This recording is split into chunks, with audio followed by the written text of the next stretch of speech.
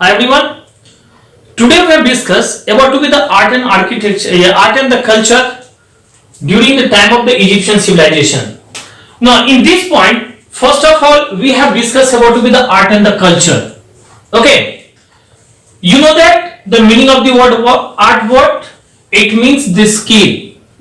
What is skill? And what is in another way? If we have defined here about to be the skill, you know that skill is the various branches of the creative activity. कहते हैं ना ये एक तरह से various branches होती है creative activity का, सच एज द पेंटिंग. अगर इसमें हम लोग लिखे ना तो स्किल के अंदर में आपका आता है किसी के बारे में, तो इसमें आप पेंटिंग्स का नाम दे सकते हो, music, literature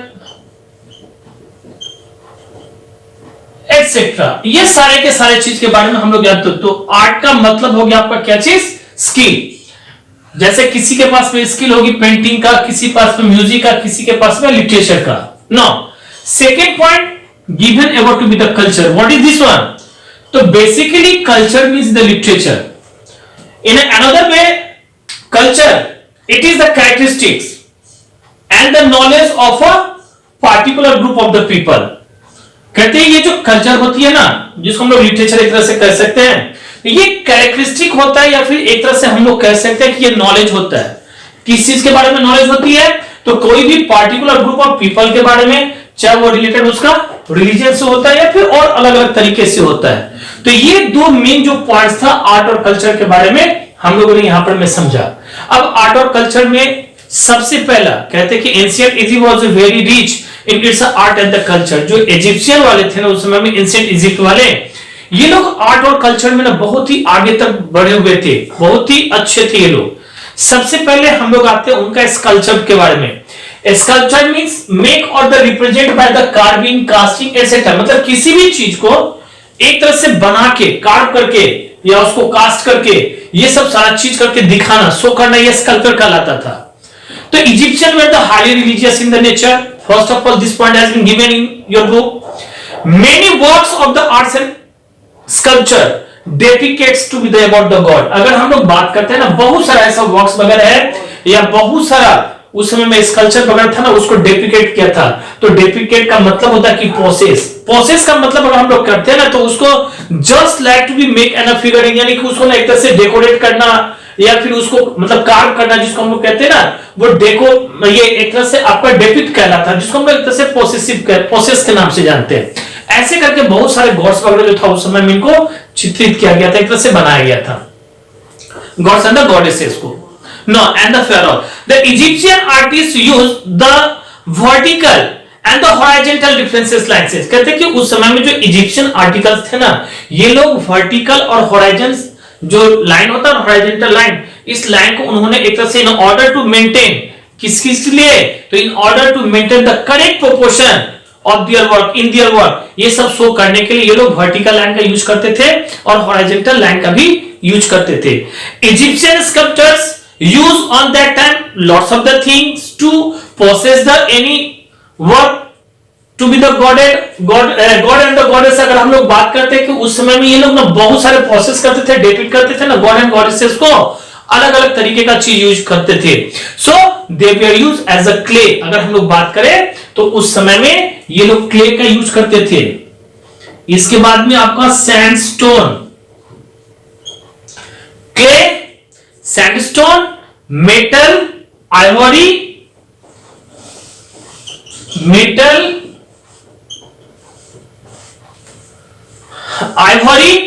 and the would for the sculptures.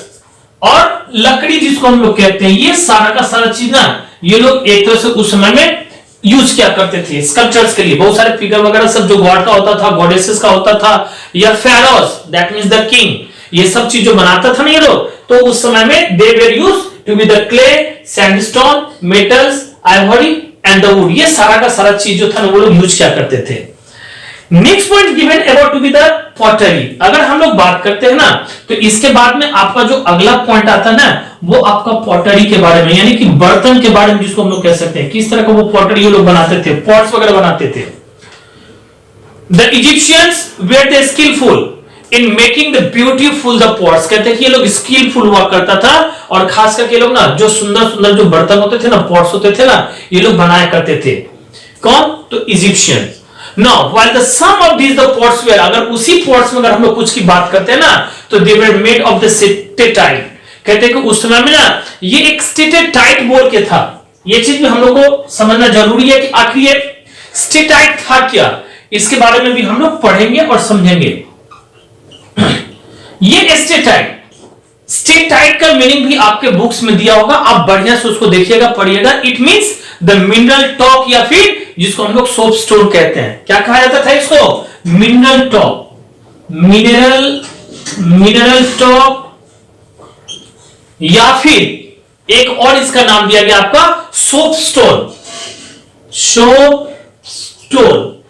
इसका भी ये लोग यूज क्या करते थे। Okay, and the majority were the burned clay pot, कहते हैं कि बहुत सारी ऐसी मेजोरिटी थी जो कि एक तरह से पॉट को बना करके क्ले का और उसको बर्न करते थे।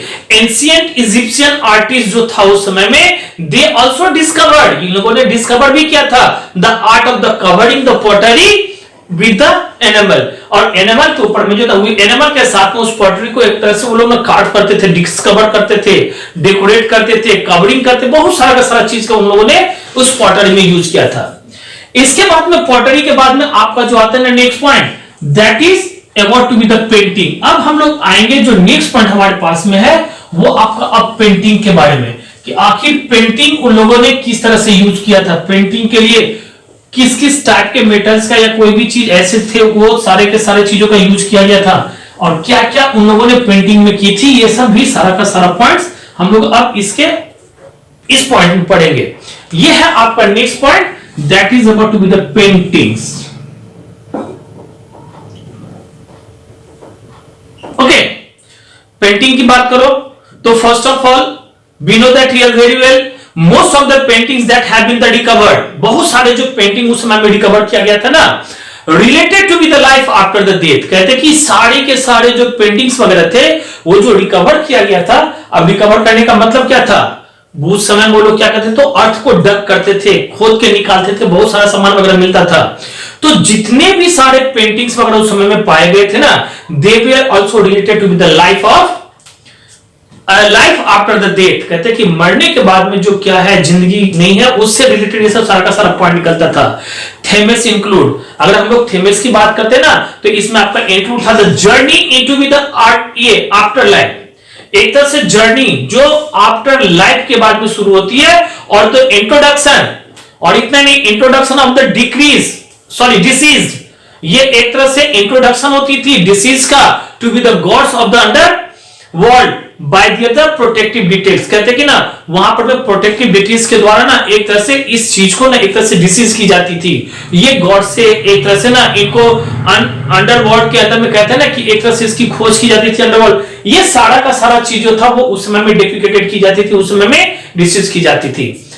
नाउ द टॉम पेंटिंग्स, इसके बाद में आपका depict activities that the deceased were the involve in when they were the alive and in which they wish to be the carry on the doing for the intimity, कहते हैं इंटरडिक्टी, कहते हैं कि उस समय में टॉम पेंटिंग, और इसके बाद में आपकी आती है डिफेक्ट एक्टिविटीज। ये सब आपका ना डिसीज से एक तरह से इन्वॉल्व माना जाता है, किसके?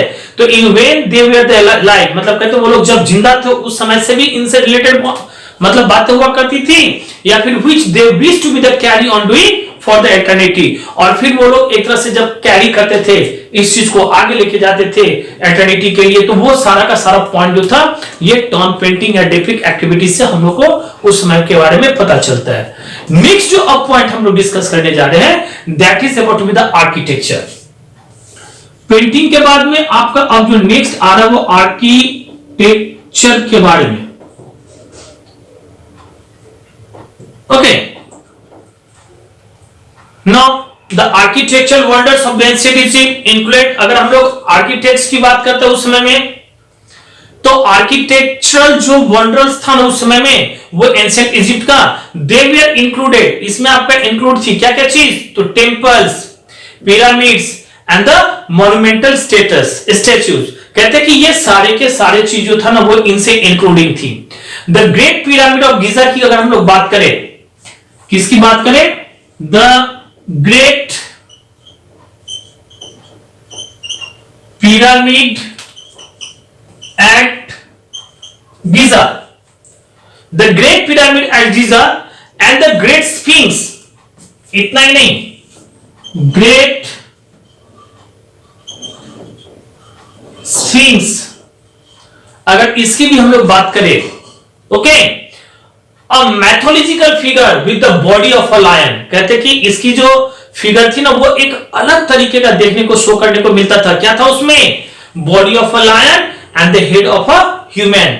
ये जो ग्रेट स्फिंक्स की बात करते हैं हम लोग, या जो ग्रेट पिरामिड एट गीजा की बात करते हैं ना, तो ये कहा गया है कि वहां पर में जो बॉडी था ना वो एक तरह से लायन का माना गया था, and the head of a man, और जो सर का पोर्शन था ना वो एक तरह से ह्यूमन का माना जाता था, मनुष्य का माना जाता था। एंड एट गीजा में ये चीज को दिखा गया, are considered as a some of the greatest architectural wonders of the Egypt. और ये एक तरह से आपको शो करता है कि इजिप्ट के समय में किस तरह से ये आर्किटेक्चर जो था ना वो फॉर्म बनाया जाता था, कैसे ये सब चीज जो थे वो वंडर्स ऑफ इजिप्ट में बनाए जाते थे।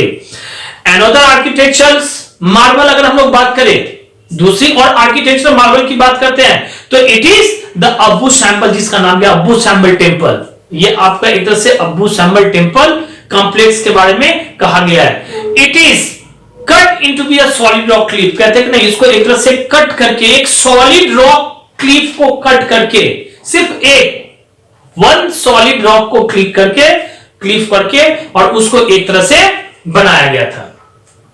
The complex consists of the two temples, one of them the great temple and the second one is a smaller temple। कहते हैं कि वो जो कॉम्प्लेक्स था ना एक तरह से शो करता था आपका टू टेम्पल्स के बारे में, उसमें एक एक आपका ग्रेट टेम्पल माना गया और दूसरा जो था वो स्मॉलर टेम्पल माना गया। अब आते हैं हम लोग रिलीजन में। Religion during the time of the Egyptian civilization, Egyptian civilization में रिलीजन कैसी थी ना थी?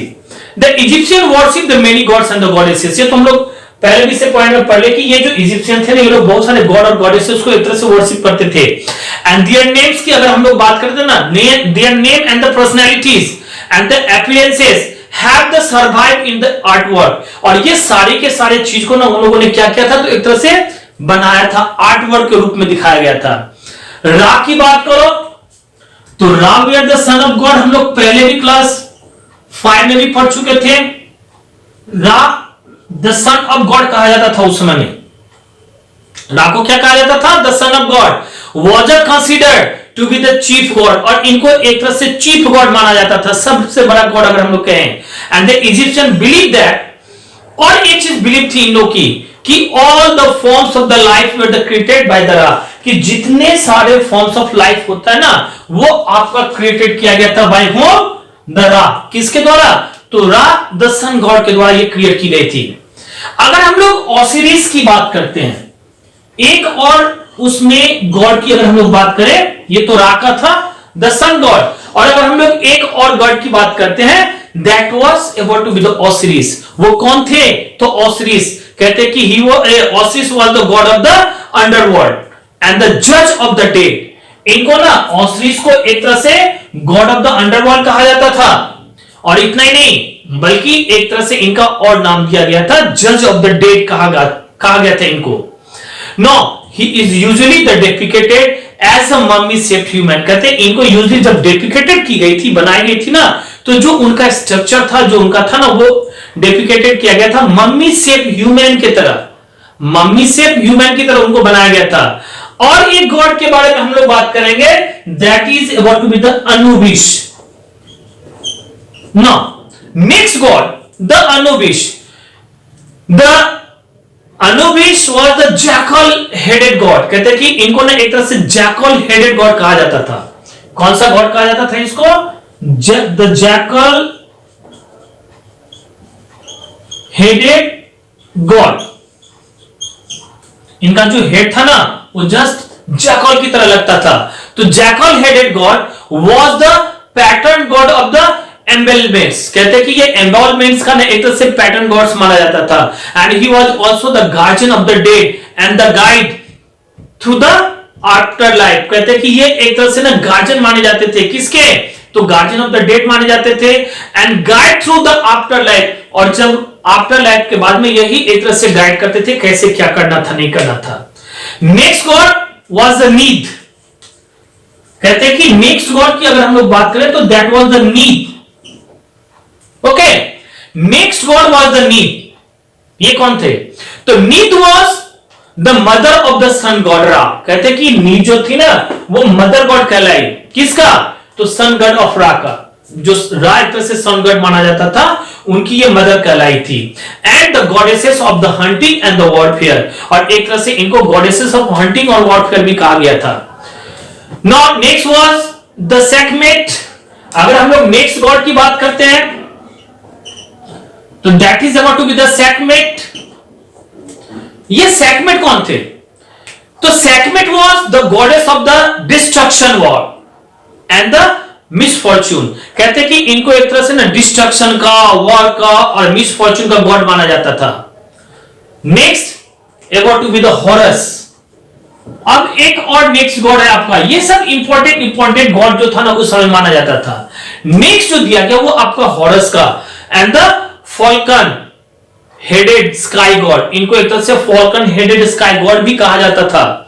And was the sun of the Osiris and the Isis, और एक तरह से सन थे कौन, तो किसके, was the sun of the Osiris and the Isis, and the embodiment, एक और वर्ड आता है embodiment of the divine the kingship. Embodiment का मतलब जब खोजोगे ना तो उसमें दिया रहेगा कि समवन और the something that represented to be the exact idea और द क्वालिटी, मतलब जिसके पास में एक एग्जैक्ट आइडिया या क्वालिटी होता ना वो एक तरह से embodiment of the divine kingship कहा गया। Rulers of the Egypt were the considered to be the earthly representation of the god, कहते हैं ना कि अगर रूलर जो होते थे, फेरो जो होते थे ना, उनको उस समय में एक तरह से representation of the earth of the God कहा जाता, मतलब गॉड अर्थ के ऊपर में अगर कोई था तो वो एक तरह से रूलर ही हुआ करता था, ऐसा उसमें माना जाता था। And he was also the guide and the helper to be the spirits of the dead people, और वही एक तरह से गाइड करते थे spirit of the head of the people travelling through to be the underworld, जब वो पूरा का पूरा ट्रैवलिंग क्या करता था अंडरवर्ल्ड में। सो आर्टिस्ट डेपिकेटेड हिम, कहते हैं कि इसके लिए आर्टिस्ट ने इनको डेपिकेटेड किया एज एन इबिसिस, अ बैबून और a man with the head of either of this the animals, कहते हैं या तो मैन का या फिर head of the either this animal, कुछ एनिमल्स का हेड को लेकर के ऐसे का ऐसे ये पॉइंट वगैरह इसमें दिया गया है। दैट्स